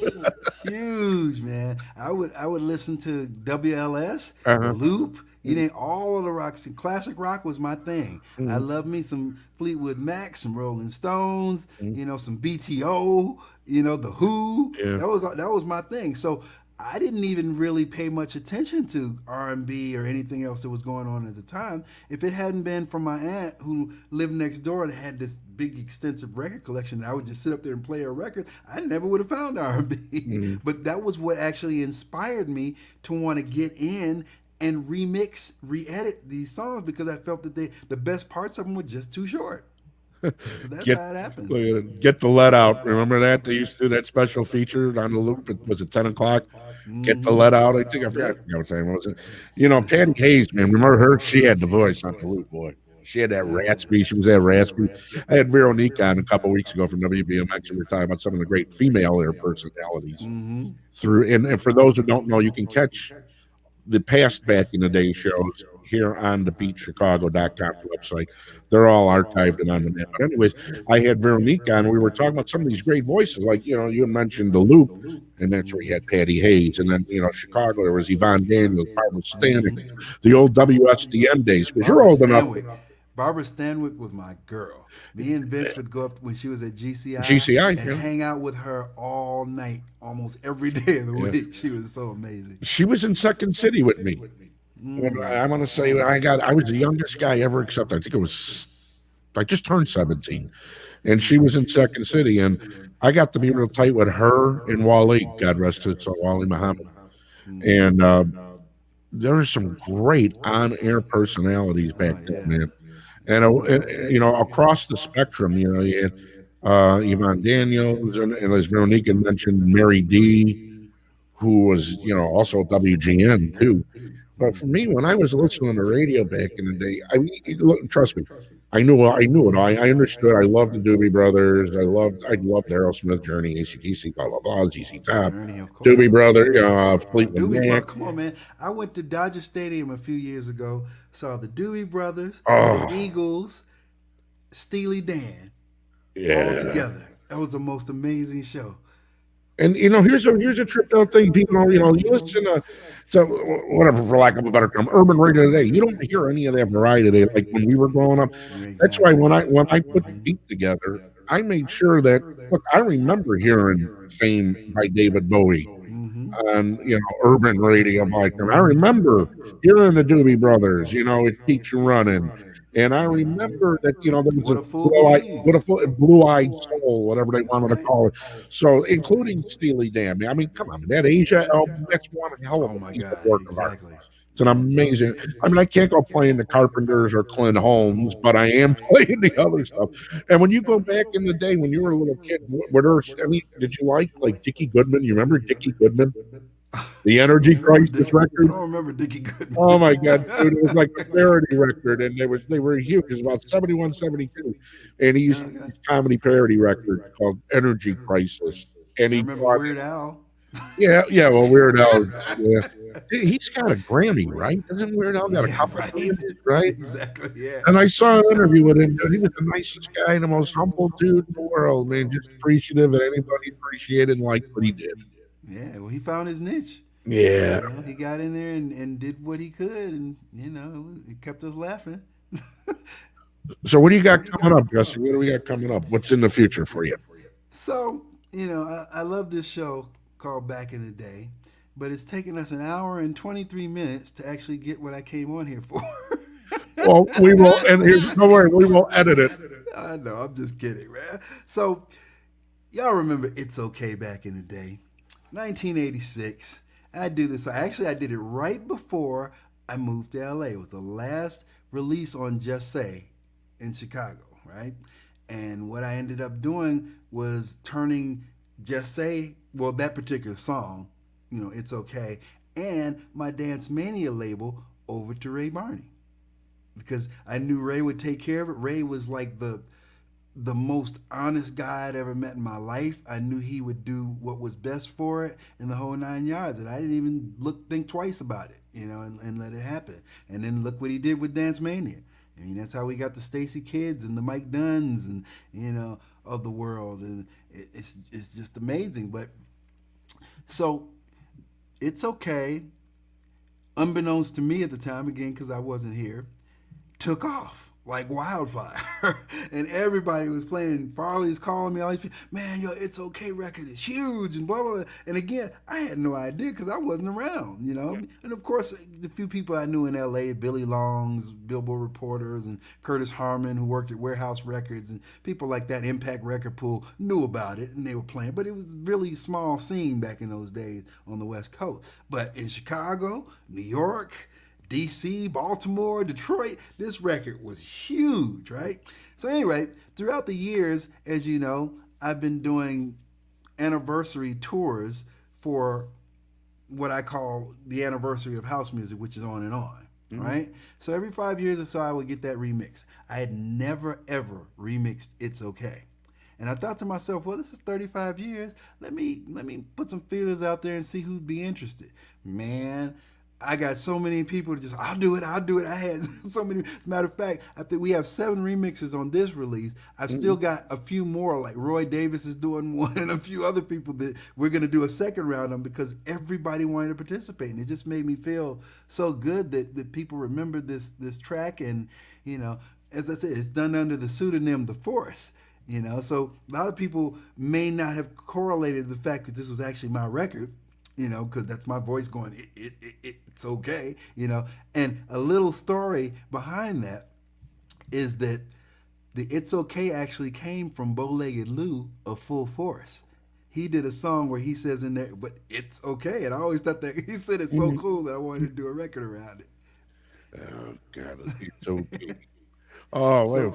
Okay, yeah. Well, like I'm sorry. I'm looking at that screen and this screen, Full and Force. it just hit me with testing 1 2 1 2 testing 1 2. Right. God, Yeah, right, exactly. Yeah. they So were I the used to shit. love Full Force. I thought Yes. Full Force was just like the production team, the best production team ever. I mean, Lisa, and all that stuff they did in the day was incredible. Yeah. God, what a Yeah. sound, right? What a sound. When Yeah. you heard that, just like Stock Aitken and Waterman, when you heard that, Oh yeah. you knew it was their work. Oh You yeah. knew it was there. Just like And the Midnight Latin Rascals. Latin Remember Latin Rascals, Rascals? yeah, Aldo, and Oh anything that yeah. Cutting was putting out, man, for a while there. Aldo and the guys were turning out some great stuff back in the day. They actually did a remix of Real Love that never got released. Who did it? The Latin Rascals. Really? Yeah. Wow. I think Larry bootlegged it at some point, so it might this. It might still be out there somewhere. Maybe Larry took it with him. Oh God, I'm going to hell on that one. So It's Okay is currently at TrackSource in pre-release, meaning that you can order it now, but it won't be available until the actual release date, which is the 25th of this month. Yeah, so if you go to Track Source, like you see on the screen right now, just do a search for It's Okay. Don't pay attention to those top 3 right now, or the top 4. Pay attention to one. Get them off the screen. Yeah. But actually, on my birthday, my actual birthday, because you know I celebrate the whole month. My actual birthday was March 10th. Still got 3 weeks to go. Right, exactly. But check this out. So I released it exclusively on Beatport, so you can actually go to Beatport and buy it now. Oh, so Beatport has it, and then Track Source is waiting till. Well, I wanted to give the people who shop at TrackSource a chance to get it, and reserve it for a lesser price, because we all know Beatport is expensive as I don't know what. So it's like you can reserve it over here for basically half the price at TrackSource, then you can get it at Beatport. Ever since they sold it, remember Bad Boy Bill was a. Of course. Yeah, ever since they sold it, man, it's like gas prices. Now they just keep going up, boy. I remember it used to be cheaper. Now it ain't cheaper. So but the good thing, what Beatport did was they put a lot of promotion and marketing behind this for me, and features and things like that. That's why I actually went with them. Good for them. The exclusive. Then go to Beatport and buy this. You can buy it right now on Beatport. And so it's far, right there. I think we've sold a little over 200 in the last few days and whatnot. So it's doing really well over there. But we've got probably about 50, 60 reserve or pre-sale at TrackSource right now, so you can actually do that. You can get the whole release that you see right there at TrackSource right now. Well, that's actually Beatport, but at TrackSource you can get it for half the price of what it costs at Beatport. So it's up to you how you want to do it, but please support, because this release is one of my babies. I love it. people involved. You know, Carl Lawton from the UK. We found this synergy together. We've done many projects just in the last few months together, and every single thing he touches is like gold. I told him, you remind me of a younger version of me back in the day. You're like a machine, you know. And we actually had this banter back and forth about that, where I was quote unquote imparting wisdom of what's going on, and I looked at it and read it back. I was like, my God, this is actually like a story within itself, and this would kind of tell people like what it's really about, being a producer and a remixer and understanding all the nuances and whatnot. So I'm going to turn it into a short story, and we're also going to do like a little documentary based around it as well. But Carl Lawton on there, he's the top seller right now for It's Okay. His mix is right behind him. Of course, is Mike Dunn, my chosen few brother. That Left Coast remix by Scotty Soul and Sensei is probably the most soulful, grooving, and best in terms of like explaining what the whole situation of It's Okay and house music is all about. Then we've got Jerome Baker.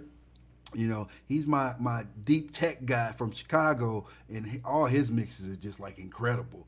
You know, so he's on there as well. Then we've got like some Baltimore, you know, people, because I told them, you know, basically that I was doing this. They're like, oh my God, can we get on the project? And I was like, sure, you know, submit something. They came back with this incredible Acid remix. You know, Baltimore Acid. They're like, oh yeah, back in the day, I worked at the record store and I sold so many copies of It's Okay. This is like just such a pleasure to be able to do it. So they're on it. And then we also have BB Hayes from San Francisco. He's a new producer remixer, but he's got a sound all of his own, and he's doing pretty well as well. And let me see who else we got on there. We got the battery. Oh, Tribal Soul. Here's one. You remember Robin S. Show Me Love? Of course, Yep, right? yep. Okay, so Rubber People are the ones that made that version that became the biggest hit, and they're from Australia. So they did a mix on here. It's called the Tribal Soul Mix with J.B. McCauley. Very cool. Well, I'm going to play a couple of these as we go through them. I'll just scan through, but real quick here. Yeah, Joseph Gaynor. First time he first time he got to see was in Germany. Oh my God, yeah, I remember that. That was amazing. I play a lot of German festivals, but yeah, I remember that. I had some great, you know, I'll tell you, working, you probably had the same pleasure as I had dealing with Germany, and German girls. yeah, yeah, I can't talk about. They got to be nice, but I was doing business with Dieter, who ran Dance Street at the time, and he's been very ill. So I know he checks in every now and then. Hope you're feeling better. My friend Dieter was licensed a lot of stuff out of Chicago back then for Dance Street and for other territories out there. I'm going to play. Which one do you want me to hit? Oh, speaking of Mike Dunn, dude, Natural High, loving Yeah. that. Yeah, you got me. I'll tell you, this here, let's hit Carl Lawton. That's banging, boy. Yeah, oh yeah. Carl bangs it out. And I told him like he did a remix on Deeper, and Jalala's song. I think that was the second one he did. Which one? But You want me to go to Mike Dunn? What do you want me to go to? Who should we play check out? Carl Lawton. Carl, yeah, Yeah, that- play Carl.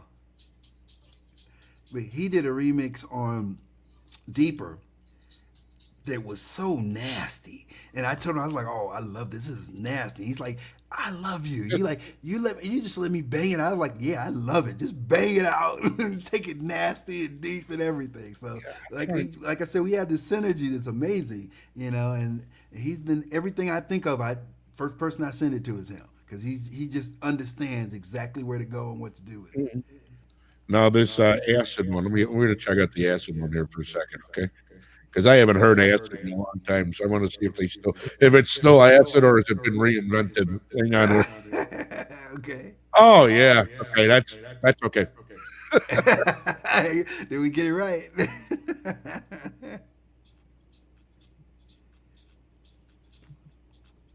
Yeah.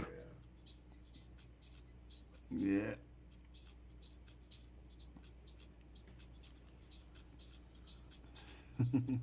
Yeah, I like that. That's nice. I can see you playing that in the set. I can see Claptone using that in the set. If we ever get back to live events again, it'll be wonderful, won't it? Oh Well, see, you need to be on the West Coast because we got live events going all the time. Yeah, but does I anybody? actually just did Vegas for my birthday. Well, Vegas just reopened. No, Or no, Vegas has no. been open. Well, no, I think we're back to being full open March 15th. I've got somebody doing some business out there. I think it's Vegas clubs have been open since June. no kidding. Yeah. Legally, Yeah. 100%. Well, not 100%. They were Right. down at 20% at Yeah. first, and they took them up to 30 and 40 and so on and so forth. But Yeah. they've been open Yeah. the When whole you get to time. 100%, when everybody's back out. I was out there last year, dude. I swear to God, I ate so much food. I went to Mandalay Bay for the buffet, and I'm the last guy you want to give an all you can eat buffet to because I will challenge you in that kitchen to keep putting Right? food out. Yeah, I Uh, think buffets are gone. yeah. I think they're Well, gone. but I see don't here, think they're Fogo de coming back. Chau's still open. Yeah, Fogo de Chau's still open. I mean, there's still Right. places that got buffets here. I guess sporadically in certain areas, everything will come back eventually. Hopefully, I'd hope I don't so. know, cause I've always been a little wary of people leaning and breathing and spitting over the food to Oh, begin with. So, absolutely. you know, Yeah, and especially when you go to those bargain buffets, and the kid's picking his nose next to you, and then he reaches in, and exactly. like, somebody come get your kid. You know, oh, you just ruined my own meal. Now I got to go to some other place. It's grotesque when you see Yeah, that. but I mean, I don't be hanging I on. love the idea of a buffet. I can just go get what I want as much as I want whenever. But it's just too many people standing over that food, breathing and spitting on it. No, I Well, can't do it. even at the stores, you go to a store and there's somebody's hovering over. I'm like, look, man, do I know you? Is there a particular reason why you're standing on ice? Back off, or I'm going to punch you in the throat. Right. The, That's at the playground. That picture, what other one I just the passed one by? right before it. Let me That go was back the first one promo I did for On and On right there. right there. That's the playground. That's Yeah. me at the playground. Oh, you had the turntables on chains too, We huh? had to, because we remember we had those big, huge 7-footers. Yeah, They just shake the that's whole right. place. Yeah. Yeah, because we had them when I was at Cafe Majestic, which was Cafe Graphics, then became Cafe Majestic. They had a turntable like you, but they were on. It was like these formica poles that went up and were on a platform. And Culpeppers, which was another joint on the north side that I worked at in '81, they had the same thing with chains like that. So how long did the playground last for you, Jeff? Well, I was there from '82 until I released On and On. Because after On and On, I felt that I was a producer now. I didn't Mhm. need to be a DJ. Because Mhm. back in those days, the people who were the biggest artists, the artists were the big people. It wasn't the producer. So I was like, okay, now I'm gonna make records. I'm gonna be an artist. I'm gonna tour. Mhm. So I left there in about the spring or summer of '84. It went on for probably another 6 months, and then they changed the name to the Candy Store. Right. So, and I think the Candy Store existed for another a year or so. Yeah, Year it was and a brief. half. It was brief. Yeah. Yeah, it was a brief run. hmm Yeah. So I only had a 10% stake in it, but I was more than happy just to collect my percentage, and I didn't have to be there anymore. Yeah, but again, you were being a businessman, man. You were an Yeah. entrepreneur. You had your. My hat's off to you because very few people understand. You got to have your hands in a variety of the different places to really make a living at this stuff. Well, I learned to diversify very young. Thank God I had a grandfather as a mentor who owned businesses his entire life. He was alderman actually of the Fifth Ward, excuse me, for 25 years. Mhm. We owned Miller Major Funeral Homes all across the city. We also owned the Grand Ballroom on 63rd and Cottage Grove.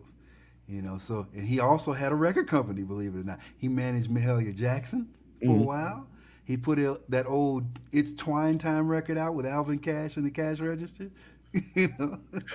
A lot of people don't realize. We go back to the '50s, Record Row, man, Oh Chicago. yeah. This was it, Oh, and then the labels packed up and left. But man, you had all them. You had Mercury, you had Chess, you hmm had Gladiator. Roulette was a spinoff of chess. All them labels, man. VJ, my mom was the last artist signed to VJ, and then they folded. Well, Uh, Rory McAllister, he told me to say hello, by the way. oh, I And, love him. Tell him his I said, father basically was promoting a lot of that stuff over there on Record Row back in the day as well. yeah, record promoters had an interesting life back in the day, and they still do. But back then, it was AM radio, it wasn't FM. Uh, you didn't have the multitude of insanities that you have, in the last 20 years of music versus back then. Yeah, Rory's great, great guy. Actually, I still have a mix of Rory's that I run once in a while on the beat that he did a long time ago for the WBMX website. I still Yeah. have Well, those. we do the Saturday night house party on Power 88 here in Vegas together. We've been doing that for a few years together. Is Rory still running the pool? N- Well, he still has Record System, but Record not the system? pool. Yeah, Yeah, he okay. still has Record System as a more of a promotional company, marketing company now. Yeah, I'm going to get out to Vegas in June. Because Lee's out there. Lee Michaels is out. Oh, Lee's, Lee out there? Lee moved to California and went back to Vegas. He went from one desert to the other. So Right. he's out there, and I'm going to go out there in June, and it'd be nice. I'm going to make sure I get the chance to see Rory and hang out with Lee, and maybe you could just, put on your cape, fly over. Well, I want to give a shout out to Lee Michaels because he was the first one to put Funk You Up on the air, and it was amazing. And I also want to give out a shout out to the late great Graham Armstrong, who was definitely a mentor, and he actually took Real Love to a different place. He put it on right away. Kirk took it into him. He put it on the air immediately in heavy rotation. So those two guys programming back in the day were two of the best ever. And can you imagine today being? I can't even imagine wanting to be in radio today as a programmer because you're just sitting there waiting for somebody to throw shit at you from on a corporate level, and you have no. When we were kids, just here, what was hot here was Hmm. different from what was hot in like Seattle. Exactly. You had it was always called regional record when we were kids. There were regional records. That's why certain things were a hit here, maybe, but in Charlotte it wasn't a hit. Maybe in Miami it was a hit, but it wasn't a hit here. Now there's no kind of nothing like that anymore in radio. Yeah, it's changed completely. I mean, the music has changed, Yeah. so much drastically, dramatically. It's just not the same anymore. Radio isn't really even a big deal anymore. I mean, you used to think like when you put a song out, if we don't get radio on this, then we're not going to sell any units. Now, should you sell more units just on your social media than terrestrial radio, will do anyway. So, you know.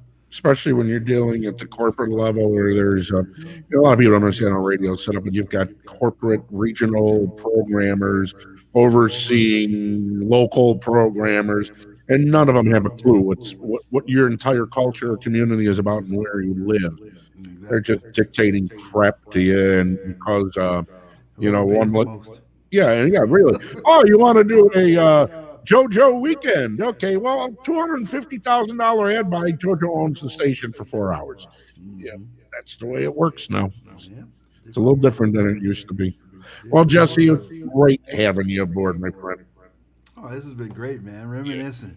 yeah. Back in the day. This is, I'm just grateful to still be around to do what I love to do. I mean, I talk about this with other people how people back in the day had their heydays, the chippies and so on and so forth had they made a wave and were part of the movement, and now it's like, where are they, where do you see them, what's going on, and to stay relevant in this business, especially with all these different generations that have come along. I say you have to reinvent yourself every 3 to 5 years in this business. Oh, And if you don't absolutely. do that, you'll be left behind. Well, if you want to stay in the business, some people just choose, they went different routes. I'll give you an example. An actor that I worked with a long time ago in a movie when I was a kid, he was huge. He had a huge career. He walked out. He don't do it no more. He doesn't care. He's very happy. He's grateful for what he did. But Mhm. some guys are just like, I'm in a different path. I'm in a different zone. That was a different time, and that's cool.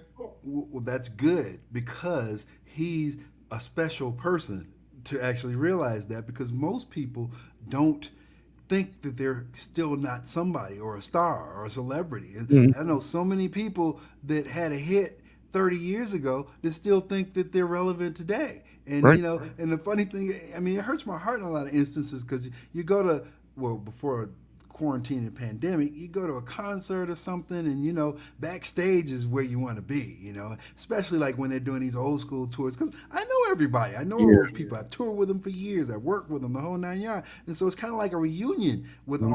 all of us there. And you'll see some people come in trying to get a backstage pass, and they're like, "No, we can't do anything for you." And you know, they're still dressed like they're, you know, the Rick James of the world or Yeah. whatever it is. Just like it hurts Jerry my curl heart. going. Yeah, but it hurts my heart because they think that they're still somebody, and then they're not getting the respect, Mhm. you know, from these newer promoters of these people. And you know, sometimes I'll just be like, you know what, I'll get a pass and give them one just to come in, because it's just it's something that happens in your psyche, man. It's psychological. It just screws you up because once you get there, you know, you just feel like I've arrived. I'm there. I will always be this icon or whatever. And it's like, thank God I could care less about any of that. As a matter of fact, I don't even care if anybody knows who I am. The only thing that I want are the perks. Let me in, let me get my backstage pass, Yeah. and you know, all that kind of stuff, and I'm good. Yeah, 'cause you know, like I said, I've never in my life humped anybody's leg. You know, I admire what people accomplish. I do not get fanatical about anything. And you know, as a guy who's worked and managed money for everybody from Walter Payton to you know God knows who else that I've dealt with, I don't like you. It's a job. We don't look at it as like, hey, come worship me. No, it's like, okay, I did this, and I got to do this. Everybody else sees you as a different person, but you don't see yourself as that person, and that's what keeps you going in this industry. Yeah. It Well, you really know, I've met some of the biggest celebrity, quote unquote, you know, in this business. A lot of them are friends of mine, you know, and the one thing that I say to them all the time is, I am so glad I'm not you. I'm glad people know my name, but they don't know my face. I can walk around like a regular person. Mhm. Nobody bothers me, except when I go to an event. And that'll lead me to one last little story before we sign off. Okay. One of the things that I try to convey to people that they don't understand about being an artist, being a DJ, producer, so on and so forth, is like when you go out to a club or an event, you're there to have fun.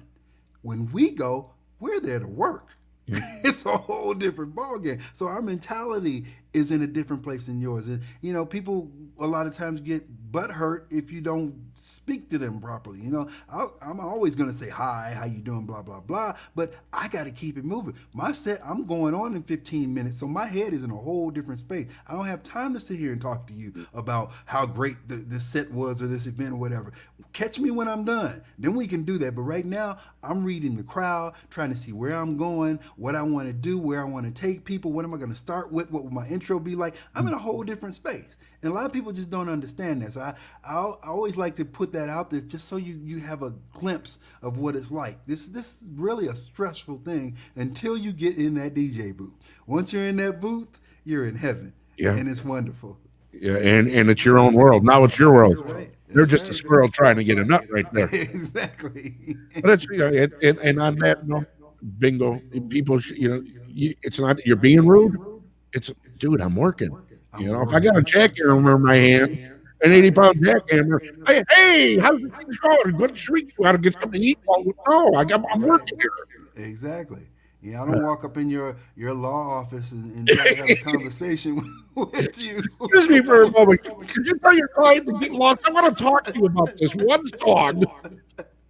Right? Justin, No, I mean, don't, I love it. You know, please don't get this wrong. I love people. I love fans. I love everybody that loves this music and what's going on. And I'll be your biggest supporter. Just please understand. It's just like everybody else. We have feelings. We have emotions and everything too. We're normal people, just like everybody. We shit. We pee. We eat. We do the same things everybody else does. So at the end of the day, all I'm saying is just try to respect the craft a little bit. Respect the fact that we are good at what we do because we take the time to develop and understand. Listen to thousands, hundreds of thousands of different records and mixing all kinds of stuff. That stuff takes time. So just that's all I say. especially to find the good stuff. You know. Yeah. And I don't, I couldn't think of a better way to close out the show for this week, my friend. So here's what we're going to do. I'm going to attach in the on-demand version. I'm going to attach all the links to the majority, including to Beat. We'll run it to Beatport, your website and everything. And those of you who joined us late, it was a nice long run. I mean, look, I haven't gone this long since at least I was 24. So this is good for me. So we'll have it up on all the This has platforms that been we're usually on. this has been great. Thank you, Sal, man, for all that you do, keeping this dream of ours we had as kids alive. This is amazing. Yeah, it's a great thing, man. Hopefully, people will keep it running and keep it going in the future.